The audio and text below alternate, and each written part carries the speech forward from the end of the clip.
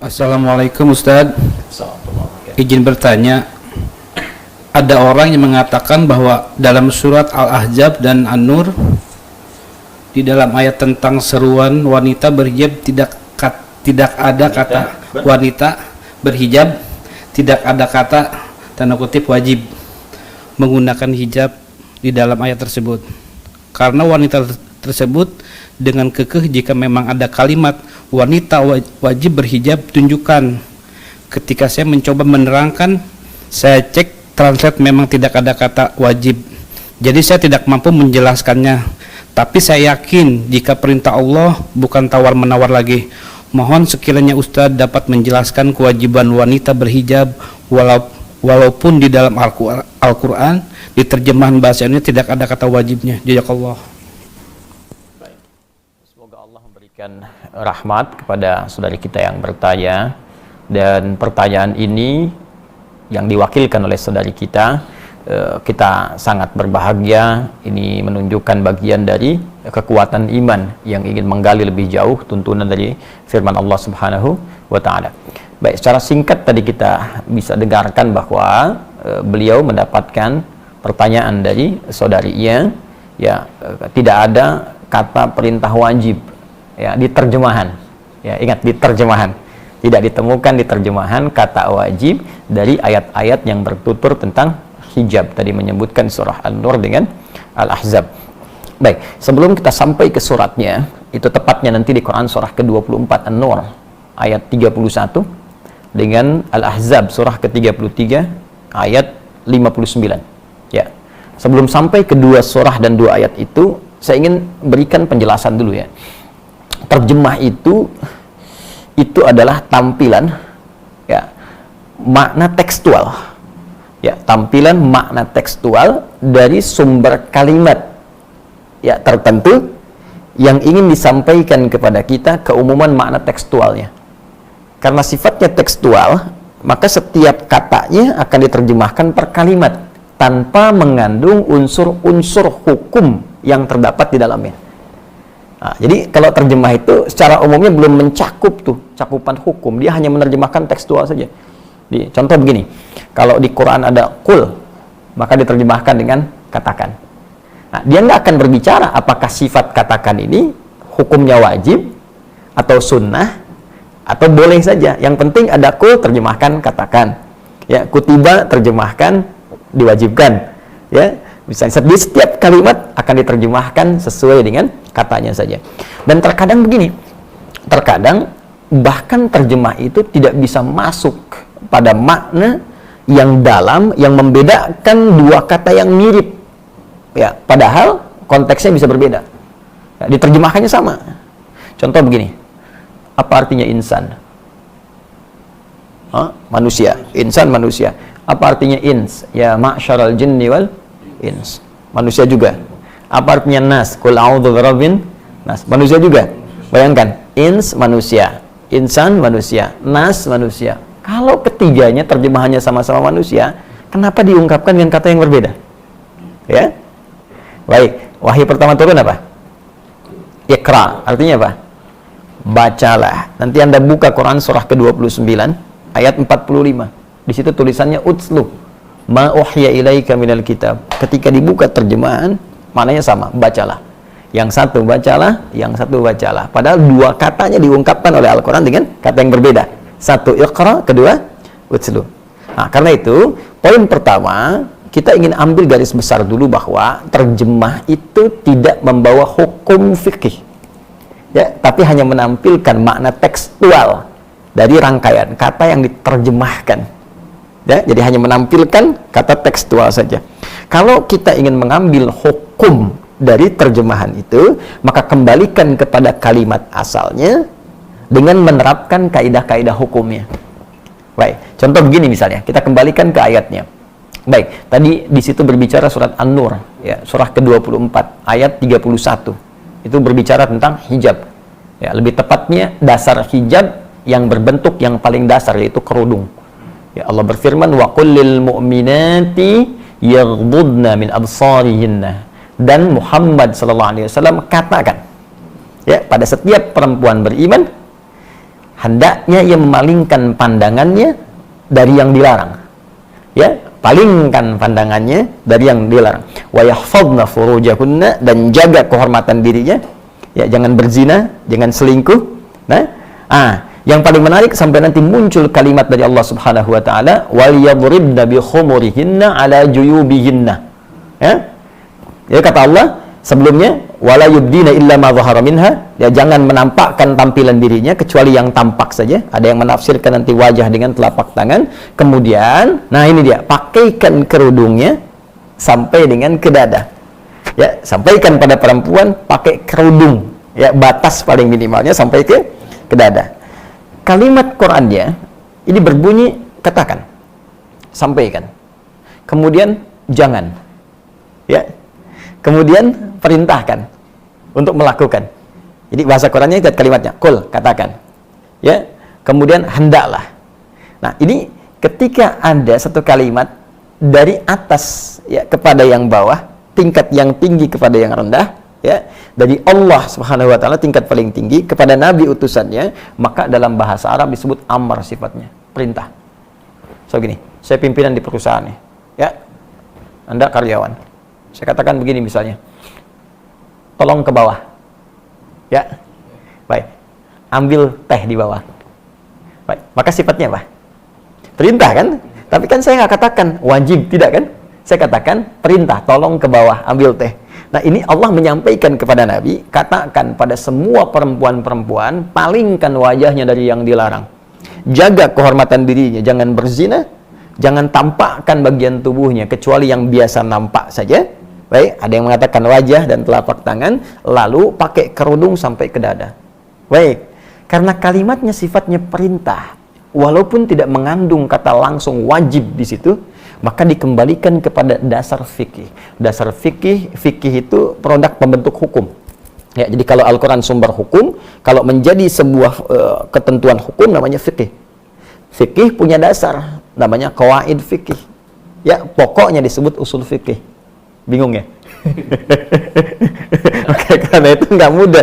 Jadi kalau belum paham kaidah, jangan bicara hukum. Ini biarkan ulama, ya. Sama kayak kita nyari obat kan, kita tanya dokter, ya. Terus dibikin ramuan. Jadi jangan semua orang bisa ngasih obat, ya. Semua ada spesialisasinya. Nah, maka di usul fikih ini ada kaidah berbunyi begini: al aslu fil amri lil wujub hatta yadullad dalilu ala khilafihi. Ya, asal makna sebuah perintah itu mengandung hukum wajib. Jadi tidak harus kalimatnya langsung berkata, saya wajibkan.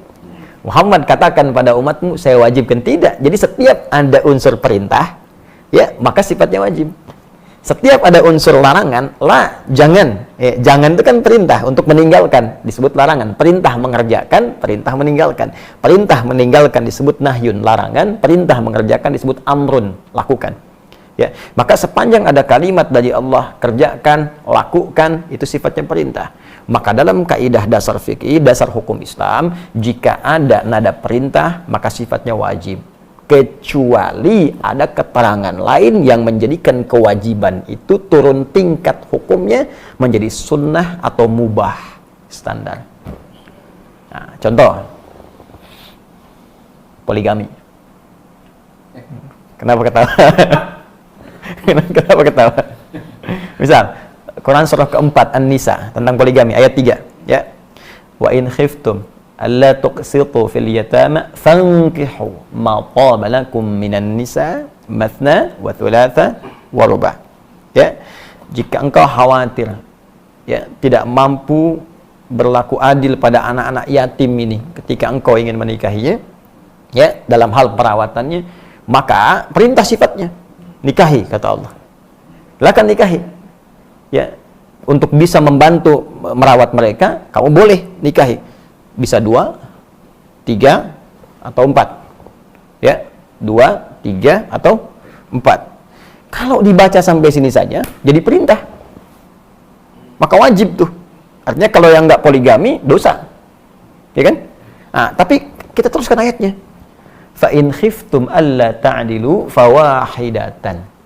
Ya. Tapi kalau Anda malah nanti nggak bisa berlaku adil dengan berpoligami itu, ya tidak ada memenuhi kualifikasinya, syaratnya tak terpenuhi, bahkan nanti berpeluang menjadikan suasana rumah tangga tidak muncul sakinah, nggak ada mawaddah, nggak ada rahmah, cukup satu aja.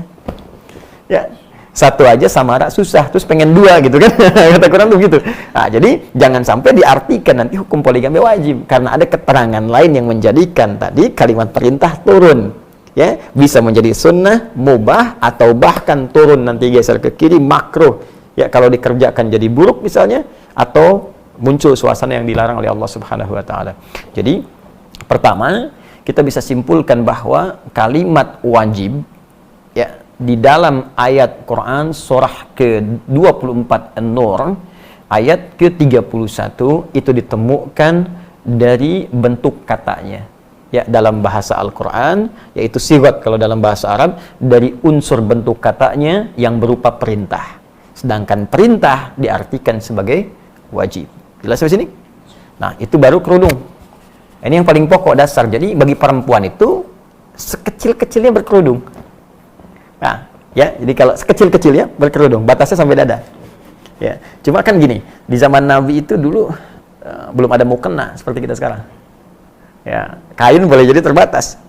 Jadi kalau muncul perintah sholat misalnya, ya, atau misalnya ini ketiup angin sedikit bisa terbuka dan sebagainya, kan? Nah, ini karena itu dalam hal tertentu muncul kejadian ada sebagian perempuan malam-malam mau ke toilet diganggu oleh preman-preman di awal masa Islam. Di preman sudah ada dulu. Nah, cuman pada taubat. Jadi kalau sekarang masih ada preman, telat gitu ya, telat.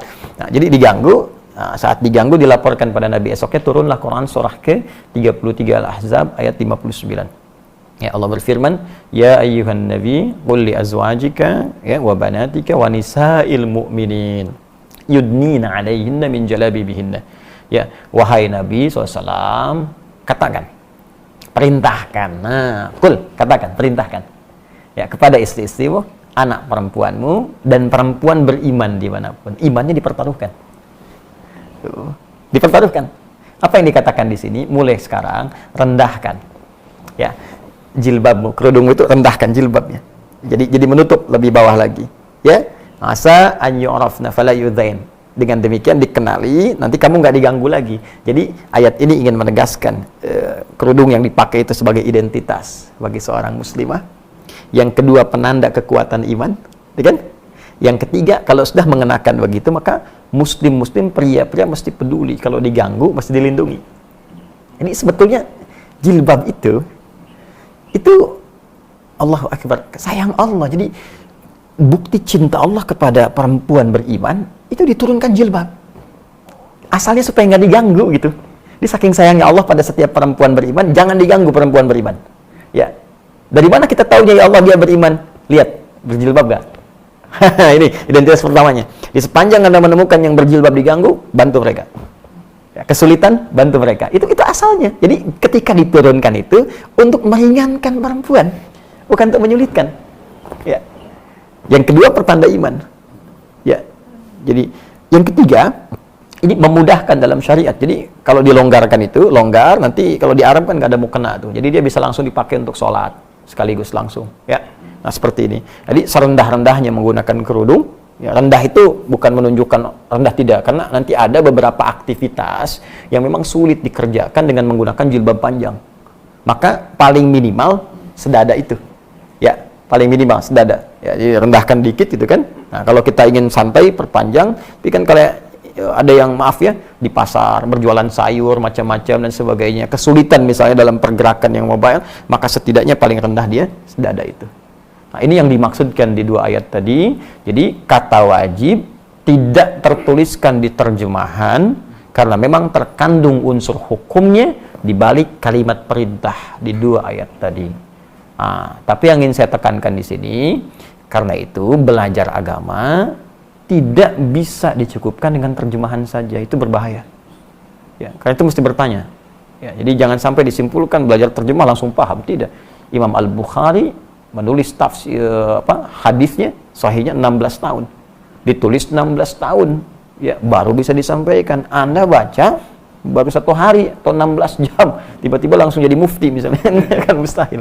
Ya. Jelas ya? Ya, saya kira jelas ya, pemirsa dimanapun Anda berada. Jadi kesimpulan cepatnya, kata wajib bila pun tak terdapat secara tekstual di terjemahan, bukan berarti hukumnya hilang kewajiban, tapi dilihat dari makna yang terkandung di dalamnya. Jika dia berbentuk perintah, maka menjadi wajib. Jika kewajiban itu diikat dengan syarat-syarat atau kondisi tertentu, maka hukumnya bisa berubah sesuai dengan kadar perintah yang dimaksudkan. Wallahu ta'ala a'lam bishawab.